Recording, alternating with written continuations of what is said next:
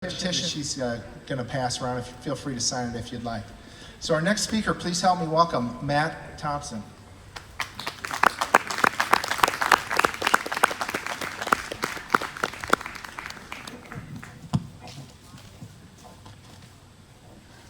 Well, it's great to be here with you today, and like was said, I can just feel the energy. It's just great to be with fellow patriots in a meeting like this. And obviously, we all sense that something is serious, very serious, is going wrong in our country with our relationship with our government, who is supposed to answer to whom. And as it's been said, it's not only our government. It seems to be this mysterious cabal with NGOs and academics and especially the media. And we're getting this monolithic Orwellian Big Brother Ministry of Truth stuff coming out of the media. And they're taking sides on things they have no business taking sides on. And they seem to see themselves as our nanny rather than a reporter, and their responsibility is to control our behavior. And any reporter that gets out of line is immediately fired. And the people in the media, what I have to tell you today, the people in the media don't want me talking about. There's an endless parade of government bureaucrats that don't want me talking about these things. And the social media titans don't want me talking about this and posting about this. But you know what? This is still the United States, and we're Americans, and we can talk about whatever the hell we want to talk about. That's right. That's right, bro. And, as we look at the problems that we face today, it seems almost insurmountable. And I'm reminded of a small group of men 245 years ago, smaller than this group here today. And the problems they faced seemed absolutely impossible. And they faced down the greatest armies and navies the world had ever seen.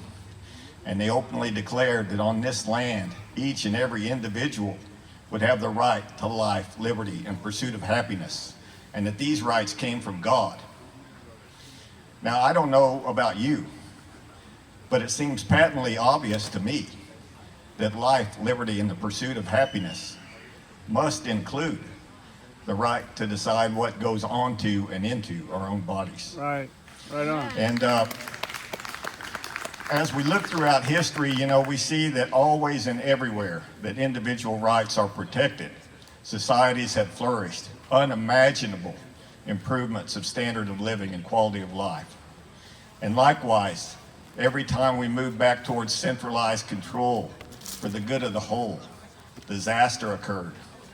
Soviet Russia, 1932, Joseph Stalin sent commissars into the Ukraine to forcibly remove from the people that produced it every single kernel of grain. What followed was a disaster known as the Holodomor. It's now estimated that 10 million people died. In the 1950s, Mao Zedong took over all private property in China, organized all agricultural production into collectives. What followed was the greatest calamity in human history, worse than all the wars combined. The famine of 1959 and 1960, now estimated to have killed well over 35 million people. Germany in the 1930s, we all know what the National Socialist Party did when they decided that the good of the whole was more important than the rights of the individual. More recently, in Venezuela, Hugo Chavez nationalized all agricultural and oil production, and people are starving to death in the streets there even as we speak today. The lessons of history are absolutely clear. Centralized command and control always results in disaster. And we've seen a gradual slide in the United States for many years away from individual rights and towards bureaucratic control. But what we've seen in the last 2 years is that we have absolutely fallen off a cliff. And that's what I'm going to talk about today. What's happened in the last 2 years, what's going to happen in the next 2 years, and what we can do about it. And when you look back to 2017, Dr. Anthony Fauci stated on numerous occasions, including under oath in the floors of Congress, that there was absolutely no doubt that sometime during the Trump administration, there would be a massive surprise pandemic. Is he clairvoyant? How do you know that there's going to be a massive surprise? Because you're one of the ones that planned it. That's right. And they did plan it. They planned it in something they called Event 201. You can go on the internet and watch the videos of Event 201. They planned a massive coronavirus pandemic in 2019, mind you. And not only did they plan it, they planned every aspect of it. They planned how they were going to control the media in every single country of the world and get people out of the media if they were not towing the party line. They said that the pandemic would demonstrate the need for global business and government working together, global bureaucratic dictatorship. What do you call it when business and government are intertwined? It's fascism. It's what Benito Mussolini and Adolf Hitler did in Europe in the 1930s. And that's exactly what they're doing. And they said, oh, well, they were just planning for a contingency. No, they weren't planning for a contingency. They were signing contracts. They were contracting with Pfizer and Moderna and UPS and everyone else to distribute goods and what they were going to do in this pandemic once it started. We now know from Dr. David Morton and others that have analyzed the patent record that the original SARS-CoV virus was created on purpose through NIH by Dr. Anthony Fauci. We also know that what is now the genetic code in the vaccines that are being forced on us today, work began on those by Moderna, NIH, University of North Carolina, Chapel Hill, in November of 2019. So the vaccines that they're pushing on us today, work began on them before the outbreak. Not only that, but we now know, thanks to Senator Rand Paul, that we, the US taxpayers, funded a lab in Wuhan, China to the tune of $3.7 million to create a virus exactly like the one we're fighting today. Exactly. And the reason that they funded it in Wuhan, China, which happens to be where the outbreak commenced, was because such activity would have been illegal in the United States. It's what they call gain of function research, to create a virus that could potentially replicate within the human body and cause harm. Illegal in the United States. So they funded a lab in Wuhan, China to create this virus. So this entire COVID pandemic is intentional, isn't it? Yes. I mean, it sounds crazy. If you tell somebody that, it's crazy. Sounds crazy, and it is crazy. The people that planned and executed their plan are, in my opinion, absolutely 100% certifiably insane. But we that see what's going on are not crazy. We know that they stated unequivocally that it would occur. We know that they created the virus. We know that they planned the entire response and began working on the vaccines they're forcing on us before any outbreak occurred. I don't know how any sane person could possibly conclude that is anything other than intentional. Of course it's intentional. And, you know, I say that to some of my family and others, and they say, oh yeah, well, I see the evidence you're talking about, but you know, why would somebody do something like that? And I know why they did it, because they've told us why they did it. The people that planned the entire thing have told us why they did it. And Klaus Schwab is the head of the World Economic Forum, and he has written 2 books, which after I saw what happened with Event 201, I decided to read both these books. COVID-19, The Great Reset, and The Fourth Industrial Revolution. And if you read COVID-19, The Great Reset, every single page in that book is an absolute attack on American individualism.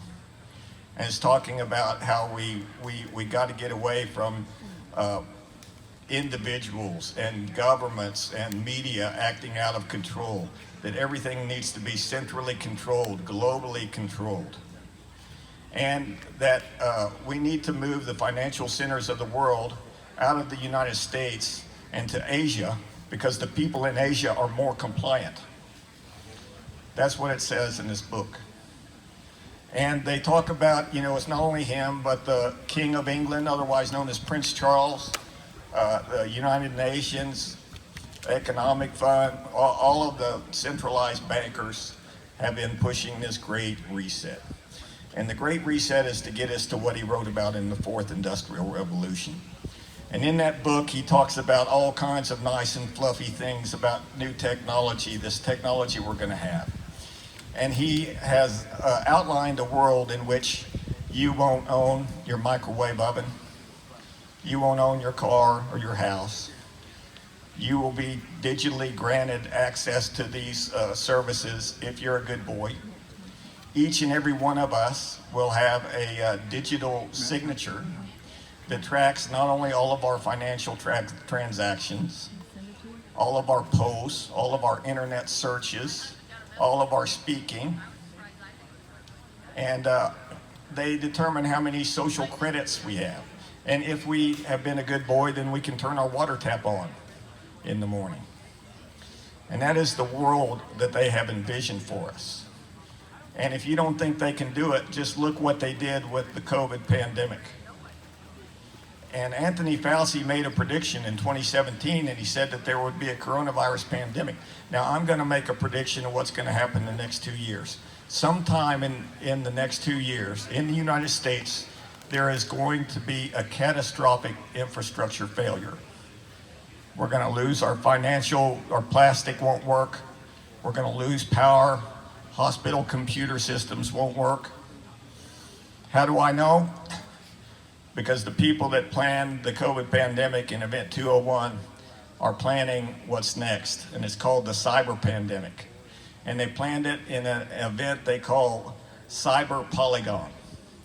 And they are planning to take down the infrastructure. And of course, Microsoft, IBM, many of these same companies that were involved in 201 are involved in Cyber Polygon.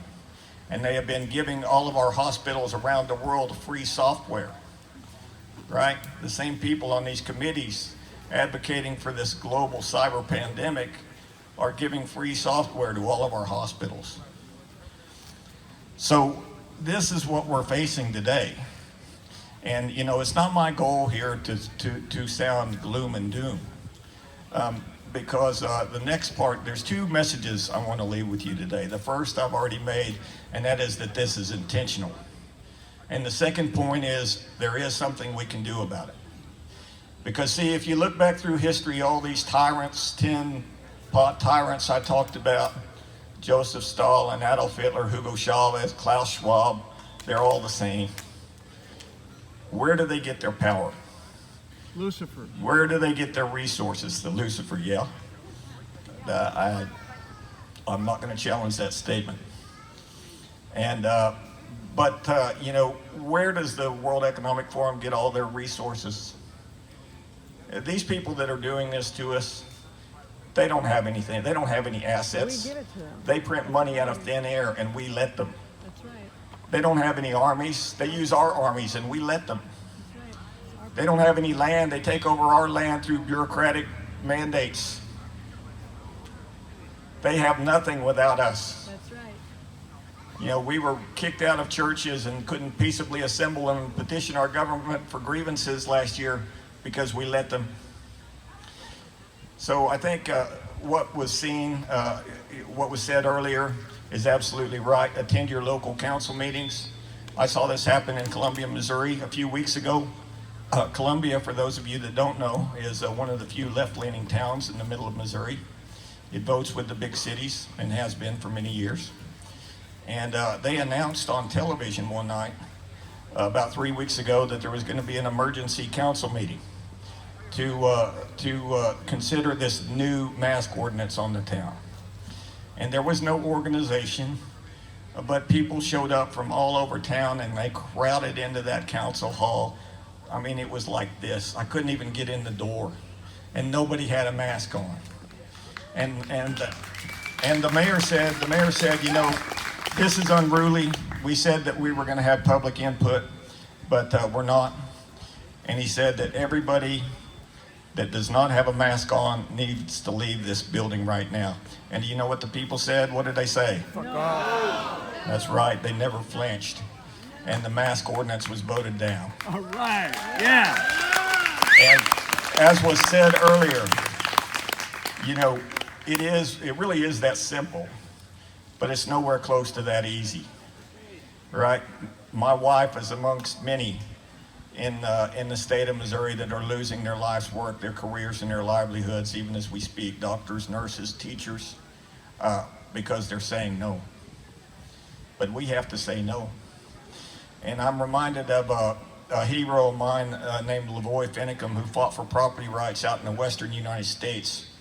And he was killed by a joint task force of government agents in 2016 because they wanted to shut him up. But before he died, Lavoy said about his own life, he said, you know, it doesn't matter how it ends. It matters how you stand. Right. And now he's in heaven. And heaven is not a bad place to be, but I promise you, earth is going to be hell if we allow this current trend to continue. Right on, man. And so it's up to all of us to stand up and say no. The founders I mentioned before, there was 56 of them. 5 of them were tortured and killed by the British. Another 9 died fighting in the Revolutionary War. Many of them lost their entire properties and farms. So it's not easy saying no, but we have to say no. The future of the world depends on it. I absolutely mean it. I really think that in the next 2 years is going to decide what happens for centuries to come. Is this going to be the moment when freedom-loving people finally stood up and took back their rights? Or is this going to be the time when the bureaucratic dictators take final control of the world? This is our moment. This is our time. Let's go. All right. Yeah. Outstanding.